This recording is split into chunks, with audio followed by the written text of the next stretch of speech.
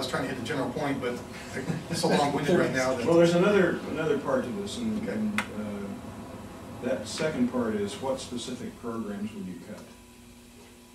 How many of you are familiar with the fair tax? With what? The fair tax? Fair tax? Fair tax. Dick Army's, right? Well, this is the general consumption tax. Of course, you would implement it, Huckabee was a big proponent Yeah, of it in the national election. And you know what I like about the fair tax is that it would get rid of the IRS. Right? Now, Yes. you'd have to couple it with a repeal of the 16th Amendment. Otherwise, you might leave the back door open and you get both, which we don't want. I mean, California's tried that and look what it's brought them. Who's Now, the healthcare deal? Hold on. the fair tax has a lot of serendipities to it that a lot of people, in fact, when I was at the Washington State Convention, there was a lady coming up and she was giving a lot of stats about the fair tax and wanting to go along to each of the candidates and try to educate us. And I thought it was funny that I'm a big believer of it. I see the value in it, and she was coming everything from she was bringing all the arguments from the individual standpoint, and then tried to make that argument. And there's some very good arguments there, but what people don't talk about, and I told her, I said, you need to beef up your promotion of how it would benefit our businesses on a global scale. There are so many serendipities, you can't count them. But our businesses, our local businesses, literally cannot compete on a global scale if they produce manufactured goods here because they get taxed twice. Whereas if you manufacture something in China and bring it here, you get taxed 0 times. On top of that, what people don't understand, and again, this will answer one of the other questions about my background and why I think I can bring it. People, they talk about, okay, we're going to increase the ability for small jobs to grow and or small business to grow, so we create local jobs. What people don't understand is that they want to hit this and say, we're going to cut payroll taxes. Good, let's cut them. I'd rather get rid of them altogether with the fair tax. However, what they underestimate is how much administrative burden and how much it costs a small to medium-sized business or even a large business to actually administer the rules and regulations that the Congress puts forward. Right now, Russell Investments is spending multi-millions of dollars upgrading our HR systems just to process the inconsistent laws that are being produced. Oh, we're going to have these tax codes, now we're going to take them away. We're going to do this, we're going to do this. That money could be better spent either paying people more, putting people to work, or reinvesting in business here in the States. And so the fair tax would get rid of all that, because all of a sudden the employer is not on the hook for Social Security tax, payroll taxes. And the people are going to have more money in their pocket to invest up front, and it's a straight consumption tax. So there are a number of serendipities that I would like to see, and I'll probably use that word 3 times, so I'll try to stop. But that would be the first way to get rid of a federal government. I certainly think that the Department of Education is high on that list to get rid of too. What do you think of the flat tax? Well, I think it's more fair than and equitable than the progressive tax system that we have. But it doesn't get rid of any of the other problems that we see. You still got the employers paying these taxes for individuals. You still got individuals paying an income tax, which and let's think about what the Founding Fathers originally had in mind. It was specifically stated an income tax was unconstitutional, and then we changed that. And if you go back and look at the memoirs that Woodrow Wilson issued upon his death, he apologized for dumping us with the Federal Reserve and a bunch of this other stuff, one of them being the 16th Amendment. And I would love to go back to an economy where we didn't have that. So the flat tax wouldn't necessarily serve that purpose. I have a strong desire to move away from income tax. But it'd be more fair than, and certainly probably, what would also be the case? It'd be more consistent. It would cost us as individuals less money to administer a flat tax and figure it out on a yearly basis than would now, of course, improve productivity in the states as well. But I still think that the flat taxing, that it's 10% of what somebody makes, or 17 or whatever it's at. The guy who makes the most gets to keep the most. The guy who doesn't make much doesn't pay much. We committed to sticking to the questions. You weren't here yet. So if we have time afterwards, we'll be happy to talk about the other stuff, but we've got a lot of questions, I'm sorry. You're on. I'm Clark Stavin, I met you. My question is, what would you do to improve the climate for business? And you've already answered that, so I think we just go on. You did a good job answering it. So we're on 6. Yeah.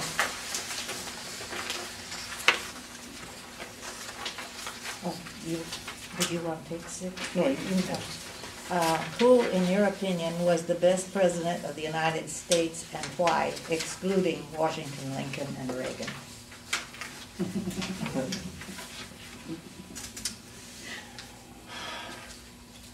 I would have to pick between John Adams and Theodore Roosevelt. You might say Jefferson, but John Adams was, you know, people don't give him enough credit for what he did with the Constitution. I know that James Madison is credited with writing it, but he took a lot from Madison, or from Adams, you know, state constitution of Massachusetts. I think he was a founding father that did a lot for the nation. I certainly wish that if you look at how Congress was set up, especially the Senate, and the rules that he had in place there, you know, they usurped his general idea with how the Senate was going to work with regard to the Vice President being the head of the Senate. I thought that man was very brilliant. I thought that he did a lot for the United States very early on. I bring him in there just so I don't get flamed on Theodore Roosevelt, because if I had to pick a president that's, you know, kind of my personal favorites, it's Theodore. Now, the problem is that I might politely disagree a little bit with Glenn Beck, you know, because he lists Theodore as a progressive, and he did do some progressive things, but the times then were a little bit different. Now, I'm not going to excuse him, but he did a lot of good for this nation. You know, if you go and read the memoirs of Kaiser Wilhelm, who started World War I, he writes specifically that if Theodore Roosevelt had been elected president, not Woodrow Wilson, he would never have started World War I, because he was scared of one man on this earth, and that was Theodore Roosevelt. And he epitomized what I say here, and that is peace through strength. You know, Reagan, of course, followed up with that. You know, you look at what Reagan did. I think he was just following an example that Theodore set and proved works. Reagan didn't have to fire a shot to get our hostages back from the Iranian terrorists. He didn't have to fire a shot to take out the Soviet Union. It was peace through strength. You know, and, you know, if you go back and you look at history, some of the things that, you know, the peace agreements that Theodore Roosevelt negotiated between Russia and Japan, and you see these guys coming, the one still shot that you can see is Teddy standing between these two guys. These guys just look beat up, and Teddy's sitting there with this big old grin, and all of a sudden we have a little bit of peace in that corner of the world. So I like Teddy from that perspective. I think at the time you saw a lot of rampant monopolies and oligarchies starting to happen on the business front, so he tried to bust the trusts, and that might be considered a little bit progressive, but at the same time I think that ultimately benefited us in the long run, so I like Teddy. Under what conditions may the federal government take control of a private business? None. Never. Good. Oh, Gino. I don't want government motors. Look, government, you know, the first question I got asked was how big should government be? Government is not created to run business. They don't know. The last thing we need, and this is kind of one of the reasons why I'm running, and you know, this will swing both ways. I'm not going to deal with Republicans that don't have a clue either. I mean, quite honestly, if there's a Republican out there that voted for the bank bailout under Bush, I certainly won't vote for him for any seniority position in Congress. I don't care. I'd rather have a freshman there. The fact of the matter is that congressmen are there to legislate. They're not there to run a business. Most of them don't know how to run a business even if they needed to. Now, there might be some, but quite honestly, we're trying to figure out on a national level how to make this country secure. And at the moment you start distracting from that is when big government starts to encroach up, because what they do is they say, well, we're too busy trying to figure out the nation's issues, so we're going to appoint some government agency to go do this. And then you get the EPA telling us that we're all polluters because we breathe carbon dioxide, which is ridiculous. When they're going to start a personal tax on that probably. So does that qualify them to run a business? Absolutely not. The truth is, if you look at how, let's just look at the Department of Education, because I told you that a little bit earlier is one of the things to get rid of. If I was given a project by a CEO, and I started out with being number 7 in the world in efficiency on something, and then after a number of years came back and was over 33, you know, I'd slipped that much, you probably wouldn't keep me on the project. Yeah, that's exactly what the Department of Education has done. When they created that under Carter, supposedly we were number 7 in the world as far as educating our kids, and now we can't even crack the top 25. Ridiculous. That just shows you how inefficient government is. So should they ever run a business? No. We're trying to compete on a global scale, not lose on a global scale. Let businessmen do it. Jim Fargo. Hi, Jim. What are your concerns about illegal immigration and how it affects the United States?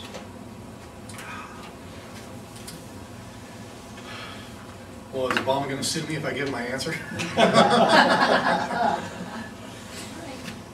Here's the problem with illegal immigration. people want to keep chatting about it, and they've been chatting about it for years. And the biggest disappointment I think I've had is that you had Duncan Hunter pass the legislation that got the money appropriated for it and the permission to go ahead and build it, and then Bush never did.